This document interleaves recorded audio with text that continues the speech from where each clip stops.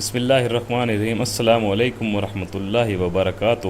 کھنڈ اسٹوڈیو کے سننے والے ناظرین خوش آمدید۔ دوستو، سب سے پہلے جن لوگوں نے میرا چینل سبسکرائب نہیں کیا، براہ مہربانی وہ میرا چینل سبسکرائب کریں۔ تو دوستو، آج عید الفطر کا دن ہے، آج خوشی کا دن ہے، سب کو میری طرف سے عید الفطر مبارک ہو۔ دوستو، آج ہم ایک موضوع پر بات کرتے ہیں، ہجرت مدینہ سے پہلے یثرب کی عیدیں۔ ہجرت مدینہ سے پہلے یثرب کے لوگ دو عیدیں مناتے تھے جن میں وہ لہو و لعب میں مشغول ہوتے اور راہ روی کے مرتکب ہوتے۔ خالص اسلامی فکر اور دینی مزاج کے مطابق اسلامی تمدن، معاشرت اور اجتماعی زندگی کا آغاز ہجرت کے بعد مدینہ منورہ میں ہوا۔ چنانچہ رسول کریم صلی اللہ علیہ وآلہ وسلم کی مدنی زندگی کے ابتدائی دور میں عیدین کا مبارک سلسلہ شروع ہو گیا تھا، جس کا تذکرہ سنن ابی داؤد کی حدیث میں ملتا ہے۔ حضرت انس رضی اللہ عنہ سے روایت ہے کہ اہل مدینہ 2 دن یہ تہوار منایا کرتے تھے جن میں وہ کھیل تماشے کیا کرتے تھے۔ رسول کریم صلی اللہ علیہ وآلہ وسلم نے ان سے دریافت کیا، فرمایا،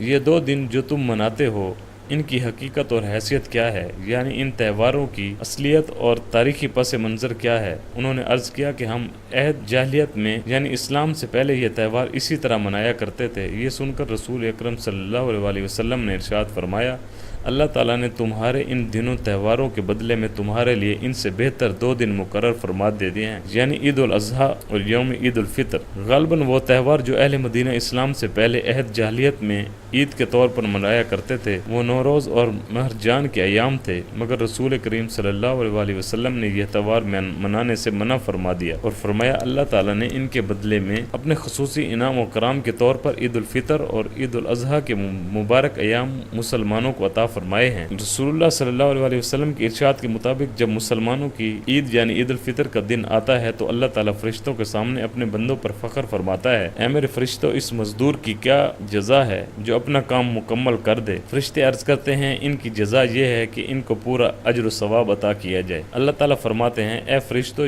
میرے بندے اور بندیوں نے اپنا فرض ادا کیا، پھر وہ نماز عید کی صورت میں دعا کے لیے چلاتے ہوئے نکل آئے ہیں۔ مجھے میری عزت و جلال، میرے کرم اور میرے بلند مرتبہ کی قسم، میں ان کی دعاؤں کو ضرور قبول کروں گا۔ پھر فرماتا ہے، بندو، تم گھروں کو لوٹ جاؤ، میں نے تمہیں بخش دیا، تمہارے گناہوں کو نیکیوں میں بدل دیا۔ نبی پاک صلی اللہ علیہ وآلہ وسلم نے فرمایا، پھر وہ بندے عید کی نماز سے لوٹتے ہیں حالانکہ ان کے گناہ معاف ہو چکے ہوتے ہیں۔ قرآن مجید میں سورۃ المائدہ کی آیات 114 میں حضرت عیسیٰ علیہ السلام کی ایک دعا کے حوالے سے عید کا ذکر موجود ہے۔ ارشاد باری تعالیٰ ہے، عیسیٰ ابن مریم نے عرض کیا کہ اے اللہ، ہمارے پروردگار، ہم پر آسمان سے کھانے کا ایک خوان اتار دے اور اس طرح ان کے اترنے کا دن ہمارے لیے اور ہمارے اگلے اور پچھلوں کے لیے یہ طور عید یادگار قرار پائے اور تیری طرف سے ایک نشانی ہو اور ہمیں رزق عطا فرما اور تو بہترین رزق عطا فرمانے والا ہے۔ اس سے اگلی آیت میں ارشاد ہے، اللہ تعالیٰ نے فرمایا کہ میں یہ خوان تم پر